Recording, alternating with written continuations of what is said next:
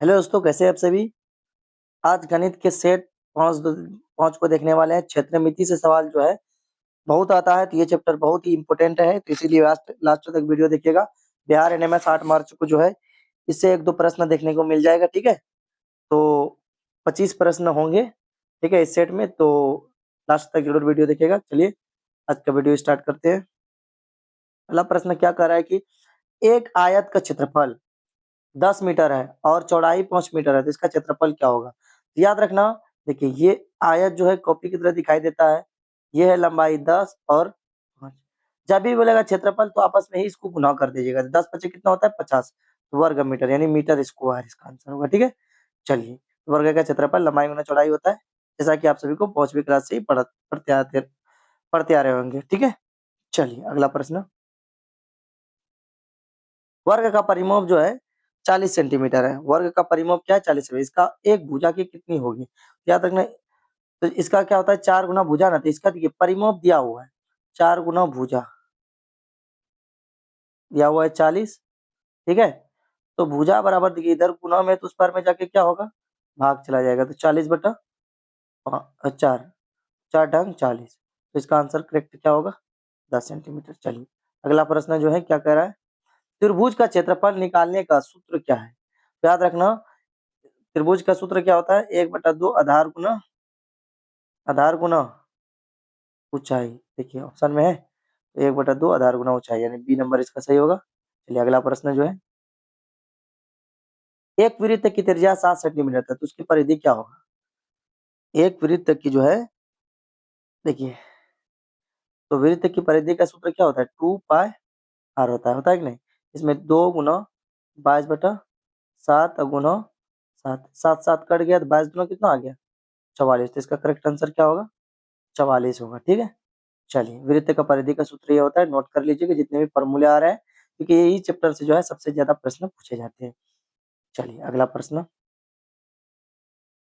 बेलन का आयतन निकालने का सही सूत्र क्या है? जैसा कि यहाँ पर दिया हुआ है, देखिए बेलन का सही सूत्र जो है आयतन जो है दिया हुआ है, इसका सही सूत्र यही है, ठीक है? चलिए अगला प्रश्न क्या है? यदि किसी घन की एक भुजा 3 सेंटीमीटर है, तो उसका आयतन क्या होगा? धन घन का आयतन क्या होता है? तो 1 क्यूब होता है, 3 का क्यूब कितना होता है? 27 होता है। चलिए इसका correct answer, sorry, C number होगा, ठीक है? चलिए अगला प्रश्न। एक समलंब चतुर्भुज की समांतर भुजाएं 6 सेंटीमीटर है और 4 सेंटीमीटर, ऊंचाई 5 सेंटीमीटर, तो क्षेत्रफल क्या होगा? ठीक है, तो 7 नंबर का प्रश्न क्या कर रहा है? इसकी भुजा जो दिया हुआ है 6, 4 और 5 दिया हुआ है, ठीक है? तो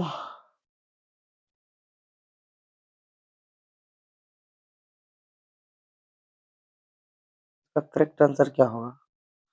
देखिए इसमें क्या करना है, देखिए इसमें देखिए जो है ना बड़ा बन जाएगा, इसका ट्रिक देखिए। होता क्या है कि ये दोनों भुजा को क्या कीजिए, आपस में जोड़ दीजिए।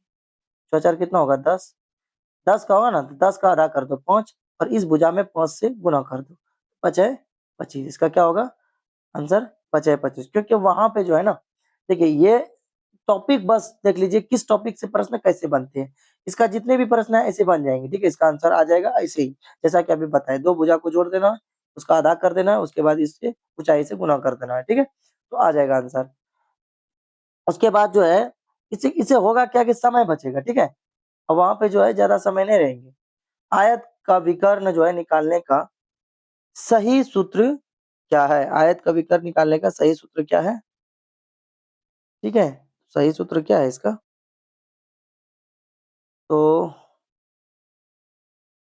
आयत निकालने का 2 प्लस अंडर रूट 2, तो इसका ए नंबर होगा सही। क्या होगा? चलिए अगला प्रश्न जो है क्या कह रहा है? एक कमरे की लंबाई चौड़ाई और ऊंचाई बराबर है, वो आकृति क्या कहलाएगी? यानी एक कमरे की जो है ना लंबाई चौड़ाई और ऊंचाई, याद रखना, देखिए जिसकी इस तरीके से, देखिए लंबाई चौड़ाई और ऊंचाई बराबर हो, तो वो क्या है? ये घाट है। क्या ये गाना? यानी सी नंबर इसका करेक्ट आंसर होगा। चलिए अगला प्रश्न। किसी भी वृत्त का क्षेत्रफल 154 वर्ग सेंटीमीटर है, तो उसकी त्रिज्या क्या होगी? तो देखिए वृत्त की परिधि जो है सूत्र क्या होता है, तो 2 पाई आर, इसका मान जो दिया हुआ है 154 दिया हुआ है, ठीक है। तो 2 गुना 22/7 गुना आर बराबर 154, ठीक है। 22 दूना 44/7, उधर भेजेंगे तो 154, तो गुना में हो जाएगा, क्या हो जाएगा, ठीक है, तो 7/44, ठीक है। अब देखिए 44 से कितने बार में कट रहा है, 44 से कितना, 154, 44 से देखिए तो कितने बार में 154 करते, क्या 154 कटेगा कि नहीं, तो 4 × 3 = 12, 4 नहीं कट रहा है, आधा करो तो 2 × 7, फिर से इसको करते हैं इसका, ठीक है, यानी कि 100 कितना है, 154 गुना जो है कितना था, 7/44 यही था ना, आधा 22, ठीक है। और इसका आधा करते हैं, 2 × 7 = 14, 2 × 7 = 14, 11 होता ना 22, 11 × 7 = 77, 7 × 7 = 49, 49/2, क्या हो रहा है भाई, क्षेत्रफल दिया हुआ है ना, सॉरी क्षेत्रफल दिया हुआ है, त्रिज्या क्या होगी, यानी कि वृत्त का क्षेत्रफल पार स्क्वायर होता है ना, ओहो, पार स्क्वायर होता है, सॉरी दोस्तों, हम सोचे कि परिधि दिया हुआ है, तो पार स्क्वायर 22/7 गुना आर स्क्वायर, तो 154, अब इसको आर स्क्वायर को जो है 154 है ना, उधर जाके क्या हो जाएगा, ये पलट जाएगा, यानी 7 ऊपर चला जाएगा, ठीक है, 7 ऊपर चला गया, 22 नीचे, और 22 होता है 154, और 49, यानी कि 49, देखिए, अब देखिए देखिए आर स्क्वायर बराबर कितना आया, 49 ना, अब स्क्वायर हटाइएगा तो इस पर रूट चढ़ जाएगा, 49, और 49 का रूट क्या होता है, इसका स्क्वायर होता है, 7 का स्क्वायर होता है 49, ठीक है, क्या होता है, तो करेक्ट आंसर क्या होगा, 7 होगा। चलिए अगला प्रश्न जो है लेकर चलते हैं, ठीक है। एक बेलनाकार कुएं का व्यास जो है 14 मीटर है, तो उसकी त्रिज्या क्या होगी, व्यास का आधा त्रिज्या होता है, याद रखना, तो डी बराबर यहाँ पर कितना दिया हुआ है 14, और आर बराबर होता है D/2, यानी कि 14/2, तो कटाएंगे तो कितना आएगा 7, इसका करेक्ट आंसर क्या हो जाएगा, 7 हो जाएगा, ठीक है। चलिए अगला प्रश्न, 12 नंबर प्रश्न क्या कह रहा है, देख लेते हैं एक बार, कि 10 सेंटीमीटर भुजा वाले वर्ग का क्षेत्रफल क्या होता है, भुजा स्क्वायर होता है, क्या होता है, भुजा स्क्वायर, ठीक है, वर्ग का क्षेत्रफल क्या होता है, भुजा स्क्वायर, तो भुजा यहाँ पे 10 दिया हुआ है, अब जानते हैं कि 10 का स्क्वायर कितना होता है, 100, इसका आंसर क्या होगा, चलिए अगला प्रश्न, घनाभ का आयतन क्या होता है, तो लोग जानते हैं कि घनाभ का आयतन क्या होता है, LBH ही होता है, घनाभ का आयतन, LBH नहीं, LBH ही होता है शायद, हाँ LBH यही दिया हुआ है, ठीक है, तो इसका बी नंबर सही होगा, ठीक है, LBH। समचतुर्भुज का क्षेत्रफल क्या होता है, समचतुर्भुज का क्षेत्रफल क्या होता है, ठीक है, तो याद रखना, इसका होता है 1/2 गुना D1 गुना D2, ठीक है, देखिए ऑप्शन में कहाँ है, ए नंबर में दिया हुआ है। चलिए अगला प्रश्न, यदि एक आयत की लंबाई दुगुनी कर दी जाए तो क्षेत्रफल पर क्या प्रभाव पड़ेगा, याद रखना क्षेत्रफल भी क्या हो जाएगा, दुगुनी हो जाएगा, हाँ है जी ऑप्शन में, यानी सी नंबर सही है। चलिए पाई का मान लगभग कितना होता है, देखिए इसका दोनों आंसर होगा, ठीक है, 22/7 और 3 पॉइंट जो है। चलिए अगला प्रश्न, बेलन के वक्र पृष्ठ क्षेत्रफल क्या है, बेलन के वक्र पृष्ठ क्षेत्रफल क्या है, तो बेलन के वक्र पृष्ठ 2 पाई आर एच, कुल पे 2 पाई आर एच, 2 पाई आर एच, यही होगा। कुल पृष्ठ क्षेत्रफल 2 पाई आर आर प्लस एच होता है ना। चलिए तो यही होगा इसका आंसर, ठीक है।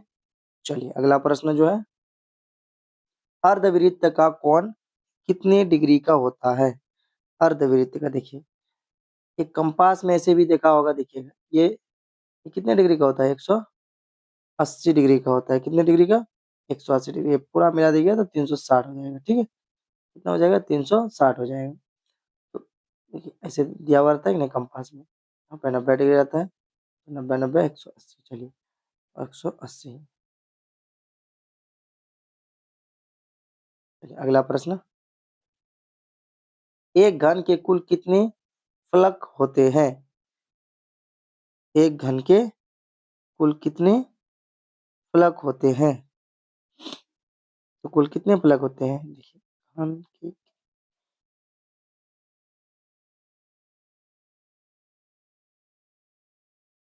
गिन लीजिए कितने फलक होते हैं। 1 2 3 4 5 6। कितने फलक होते हैं? 6 फलक होते हैं। कितने फलक? याद रखना, इसका सही नंबर होगा आंसर। चलिए अगला प्रश्न जो है, 2 मीटर भुजा वाले घन का कुल पृष्ठ क्षेत्रफल क्या होगा? 2 मीटर भुजा वाले 2 मीटर भुजा वाले घन का पृष्ठ क्षेत्रफल क्या होगा? तो घन का जो है पृष्ठ क्षेत्रफल क्या होगा, ये ना, यानी कि 2 मीटर, ठीक है, 2 मीटर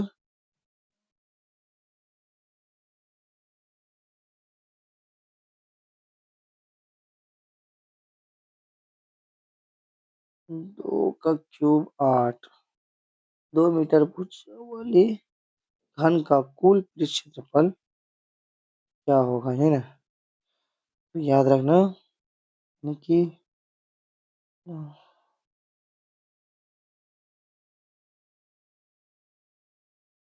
देखिए ये जो है ना लंबा बन जाए, पेज भी नहीं बचा है, ठीक है। तो इसका एक काम करिए, ये 2 का स्क्वायर, ठीक है, देखिए 2 का स्क्वायर, ठीक है, कितने फलक होता है? 6। तो 6 से, और 6 से गुना कर दीजिए तो 6 चौके 24। देखिए दो लाइन में बन जाएगा, ठीक है। ज़्यादा बड़ा बन जाता है वैसे, ठीक है। तो इसीलिए 100 ढूँढने में जो है रेड लगाएँ, ठीक है। तो कितने दीवार होते हैं? 4 दीवार होते हैं कि नहीं? देखिए एक घर में कितने दीवार? 4 दीवार। तो 4 हो गया। उसके बाद कितने फलक? तो अभी बताइए कि ऐसे-ऐसे करके जो है 6 फलक बताए तो 6 से गुना कर दिए। 6 छक्के 24, ठीक है। बिना फ़ॉर्मूला का आंसर सही आ जाएगा। तो इसका आंसर क्या होगा? 24 होगा। ठीक है, चलिए अगला।